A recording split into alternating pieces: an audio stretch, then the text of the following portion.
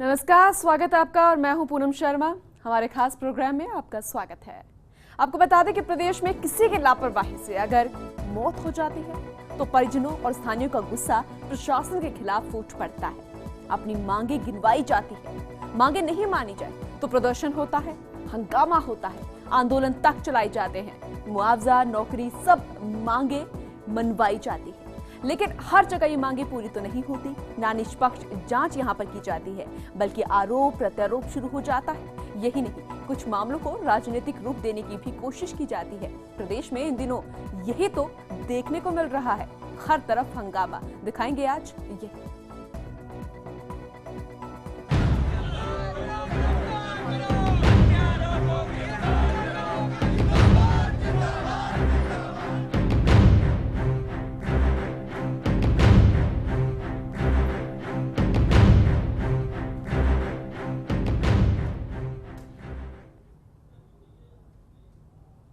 चलिए सबसे पहले बात कर लेते हैं प्रदेश के अजमेर जिले की। यहां पर रेल कर्मी मुकेश जोशी हत्याकांड के तफ्तीश में कई सवाल पुलिस पर उठने लगे हैं। वहीं पुलिस की हत्या के मास्टरमाइंड को बचाने और आरोपियों को फायदा पहुंचाने का आरोप मृतक की पत्नी नीलम जोशी लगा रही हैं। मुकेश जोशी के हत्याकांड से ब्राह्मण समाज में भी रोष देखने को मिल रहा है और यह आक्रोश पुलिस के खिलाफ दिनों दिन बढ़ता ही जा रहा है। जरा ये रिपोर्ट देखिए।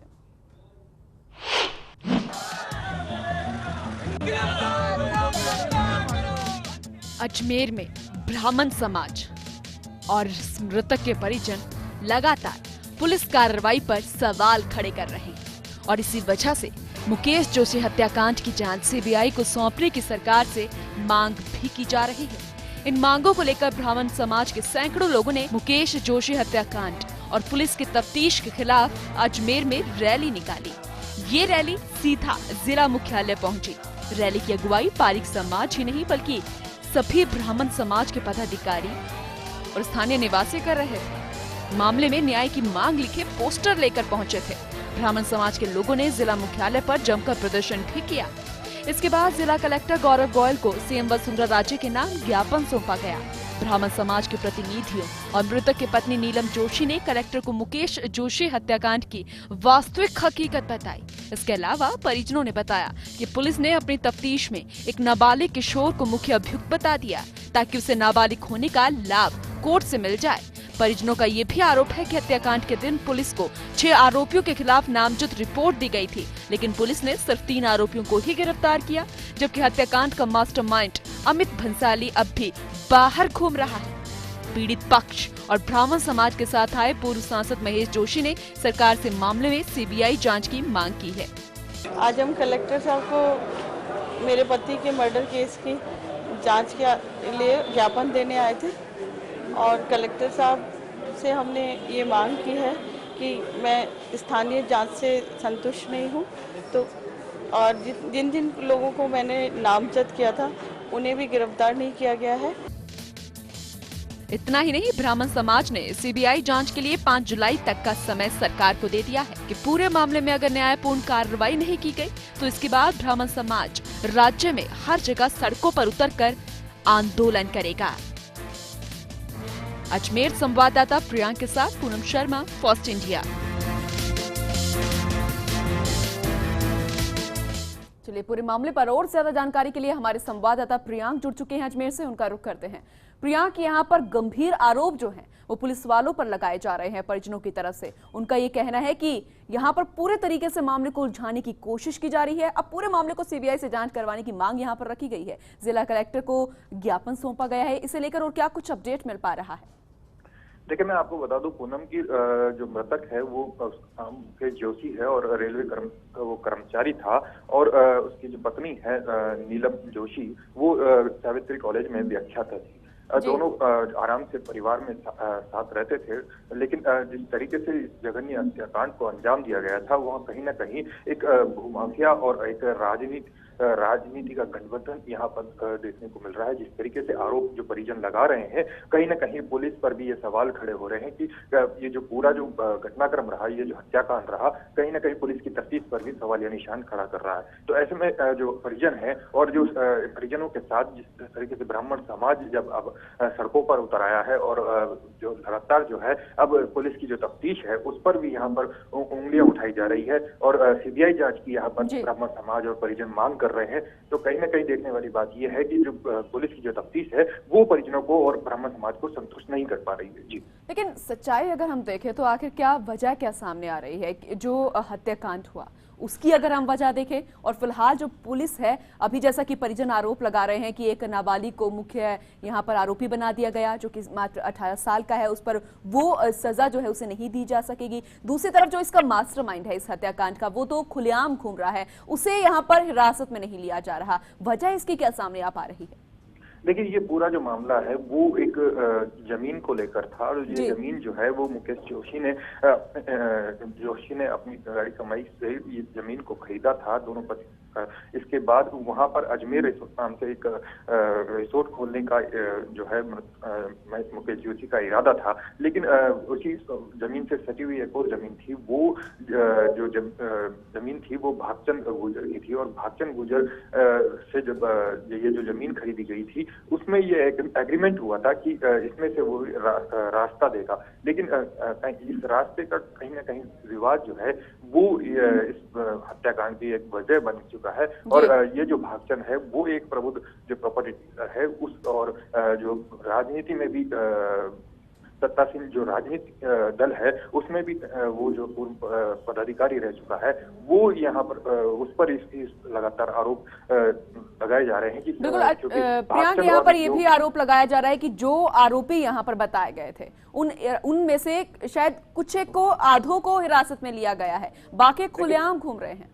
देखिए, परिजनों का आरोप है कि जो पुलिस ने तफ्तीश की है इस हत्याकांड में उसमें एक नाबालिग जो लड़का है उसको यहाँ पर मुख्य अभियुक्त बनाया गया है, जबकि जो भागचंद है उसका जो पिता है वो और उसका जो पार्टनर है, जैसा कि जो परिजन आरोप लगा रहे हैं, वो उनकी साजिश थी। और जब पूरे घटनाक्रम को जिस तरीके से परिजन बता रहे हैं कि जब घटना हुई थी उसी के सामने ही एक व्यायामशाला में गोठ का आयोजन किया जा रहा था, जिसमें करीबन 15 से 20 लोग जो है वो वहां पर गोठ का आयोजन कर रहे थे। तो क्या आप जो मृतक के परिजन है वो पुलिस प्रशासन शामिल थे? बिल्कुल प्रियांक, क्या आप पुलिस प्रशासन पर भी मृतक के परिजन जो है मिलीभगत का आरोप लगा रहे हैं? जी बिल्कुल, पुलिस प्रशासन पर की जो तफ्तीश है, पुलिस की जो तफ्तीश है उस पर जो है परिजनों ने उंगलियां उठाई है और कहीं ना कहीं उनका ये भी कहना है कि जो नाबालिग को जो जिस तरीके से मुख्य अभियुक्त बनाया गया है तो कहीं ना कहीं केस को दबाने की या केस को हल्का करने की यहाँ पर कोशिश की गई है। जो मुख्य अभियुक्त हैं या जो अन्य आरोपी हैं उनको यहाँ पर बचाने की कोशिश पुलिस द्वारा की जा रही है। तो पूरी तरीके से गंभीर आरोप प्रियांक यहाँ पर पुलिस वालों पर लगाए जा रहे हैं, आरोपी खुलेआम घूम रहे हैं, ऐसा मृतक के परिजनों का कहना है। लेकिन देखा जाए जिस तरीके से आज हंगामा यहाँ पर किया गया, रैली निकाली गई, आगे सीबीआई की जांच कराने की मांग यहाँ पर रखी गई है, अगर वो चीज नहीं होती है तो आगे किस तरीके की रणनीति मृतक के परिजन और जो पूरा समाज है वो बनाता हुआ नजर आ रहा है? देखिए, ये जो मृतक है वो ब्राह्मण पारिक समाज से है और पारिक समाज के ही लोग नहीं बल्कि समस्त ब्राह्मण समाज एकजुट होकर जो है सड़कों पर आज उतरा है और जो उन्होंने रैली निकाली है उसमें उन्होंने ये साफ जता दिया है कि समाज में कितना रोष है इस घटना को लेकर और पुलिस की तफ्तीश को लेकर, और समाज ये चाहता है कि जो पूरे मामले की निष्पक्ष जांच हो और निष्पक्ष से जो है जो दोषी है, जो आरोपी हैं, उनको यहाँ पर सजा मिले। चलिए, शुक्रिया प्रियांक तमाम यहाँ पर जानकारी देने के लिए। तो जमीन से जुड़ा हुआ ये पूरा मामला था, लेकिन इसका शिकार महेश जोशी हो गए जिनकी हत्या कर दी गई। आपको बता दें कि अब मृतक के परिजन, मृतक की पत्नी पुलिस प्रशासन पर गंभीर आरोप लगाती हुई नजर आ रही है कि वो मुख्य जो आरोपी है उनको बचाने की कोशिश यहां पर की जा रही है। पूरा मामला जो है वो राजनीतिक रूप लेता हुआ नजर आ रहा है और कहीं से भी कोई आश्वासन इन मृतक के परिजनों को नहीं मिल रहा। चलिए, प्रदेश के कोटा की भी बात कर लेते हैं। यहां पर आज राजपूत समाज का आईजी कार्यालय पर प्रदर्शन देखने को मिला। 12 भाजपा जिला अध्यक्ष के समर्थन में राजपूत समाज आ चुका है और शाहबाद में हुई कांग्रेस नेता की हत्या में फंसाने का आरोप कांग्रेस पर लगाया गया है। पूरा मामला क्या है उसे समझने के लिए जरा ये रिपोर्ट देखिए।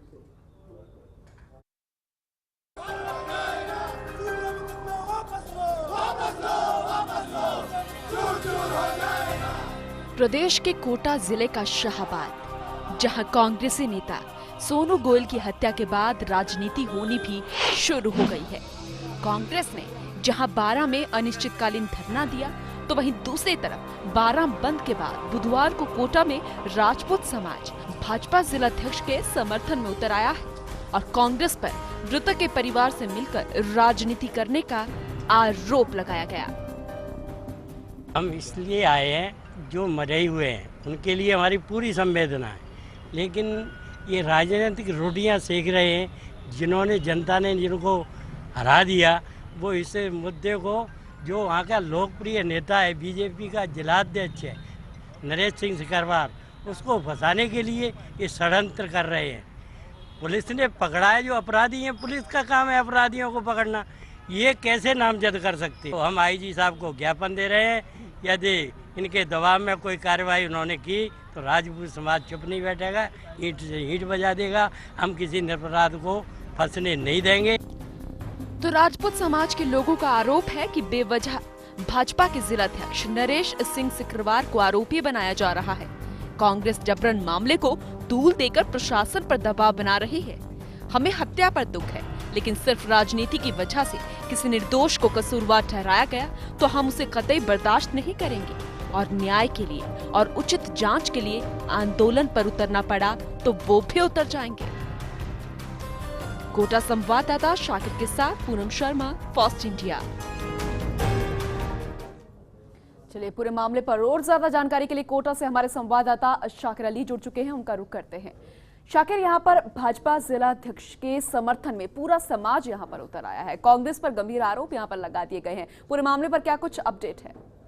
जी देखिए पूनम, अभी कुछ देर बाद ही जो है अग्रवाल समाज भी जो है कैंडल मार्च निकालने वाला है, और वो उसका जो कैंडल मार्च है वो जो हत्याकांड हुआ है सोनू गोयल हत्याकांड, उसके आरोपियों को पकड़ने की मांग को लेकर हो रहा है। तो यहाँ पर पूरी तरह से अब समाज और राजनीतिक दल जो है इस पूरे मामले में इन्वॉल्व हो गए हैं लगातार, क्योंकि जिस तरह से हत्या कांग्रेस नेता की हत्या हुई थी उसके बाद से ही कांग्रेस ने इस मामले को मुद्दा बना दिया है। 4 दिन से 12 में कलेक्ट्रेट के बाहर शव लेकर वो प्रदर्शन कर रहे हैं। तो वहीं कोटा में भी अब ये पूरा जो आंदोलन है वो पूरी हाड़ौती में फैल गया है। तो लगातार मांग की जा रही है कि जो जिलाध्यक्ष हैं उनकी गिरफ्तारी की मांग की जा रही है। हालांकि मामला दर्ज जरूर हो गया है, नामजद रिपोर्ट जिलाध्यक्ष के नाम पर भी है। शाकिर, अगर पूरी सच्चाई को अगर हम समझना चाहें, पूरे माजरे को समझना चाहें, तो क्या कुछ निकल कर आ रहा है? क्योंकि राजनीतिक रूप यहाँ पर पूरा मामला लेता हुआ नजर आ रहा है। जी देखिए पूनम, ये जो इस हत्या के पीछे जो है चुनावी रंजिश मानी जा रही थी शुरुआती तौर पर भी, और सामने भी यही आया है। अभी जो शुरुआती जांच पुलिस की आ रही है, क्योंकि जो है नरेश सिकरवार जो है उनके जो रिश्तेदार हैं वो अभी इस मामले में पकड़े गए हैं, पुलिस ने उनको गिरफ्तार किया है। और क्योंकि ये सरपंच का चुनाव जो है इनकी पत्नी जो है मृतक जो है उसकी पत्नी चुनाव जीती थी, तब से ही इस तरह की राजनीतिक रंजिश इन दोनों परिवारों के बीच में चल रही थी, इस तरह की बात सामने आ रही है। लेकिन जिस तरह से लगातार कांग्रेस इसको मुद्दा बना रही है, आज भाजपा के प्रदेश अध्यक्ष अशोक परनामी भी कोटा पे थे और कुछ देर पहले ही उनसे पत्रकार वार्ता में सवाल भी पूछा गया, तो उन्होंने साफ तौर पर इस पर कहा है कि जो कानून जो है वो अपना काम करेगा। अगर वो राजनीतिक दबाव की बात करते हैं कांग्रेस पर, उन्होंने आरोप लगाया कि वो लाशों पर राजनीति करना कांग्रेस छोड़े, कानून अपना काम करेगा। अगर जिलाध्यक्ष उसमें दोषी पाए जाते हैं तो निश्चित रूप से उनकी भी गिरफ्तारी होगी। लेकिन जिस तरह से मामला लगातार बढ़ता जा रहा है उससे साफ तौर पर लग रहा है कि अब ये बड़ा इशू बन गया है, क्योंकि 12 में वो शव लेकर के प्रदर्शन कर रहे हैं परिजन और कांग्रेस जन, और इधर कोटा में भी लगातार कांग्रेस की तरफ से प्रदर्शन हो रहा है। और आज राजपूत समाज के बाद अग्रवाल समाज जो है वो भी सड़कों पर उतर आया है। चलिए, शुक्रिया शाकिर तमाम यहाँ पर जानकारी देने के लिए। तो देखा जाए तो प्रदर्शन हंगामा बढ़ता ही जा रहा है। आज शाम को फिर से कैंडल मार्च निकाला जाएगा, आरोपियों को पकड़ने की यहाँ पर मांग रखी गई है। लेकिन अगर देखा जाए तो लाशों की राजनीति जो है वो कहाँ तक सही है? चुनावी रंजिश की वजह से किसी की मौत हो जाना, उसके बाद पूरे मामले का राजनीतिक रूप ले लेना, आखिर कहाँ तक सही है? चलिए, फिलहाल वक्त एक छोटे से ब्रेक का, जब लौटेंगे और दिखाएंगे कि आखिर प्रदेश के और कौन से जिले हैं जहां पर आज प्रदर्शन देखने को मिला, वो भी मौत को लेकर। एक छोटे से ब्रेक के बाद